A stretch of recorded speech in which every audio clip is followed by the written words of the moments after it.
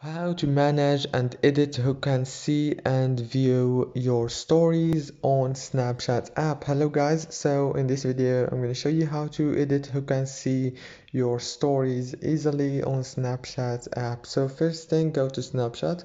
This is the home page as you can see right here. Now go to the top corner and click on your avatar. Now go to the top here and click on the settings. After you click on settings, all what you have to do now is just scroll down like this until you find view my story option right here. Click on it, and now as you can see here, you can manage who can view your story. You can also custom if you want and add specific people from here. It's very easy and fast, and just by clicking like this you can choose. If this video was helpful, don't forget to like and subscribe. Thank you so much.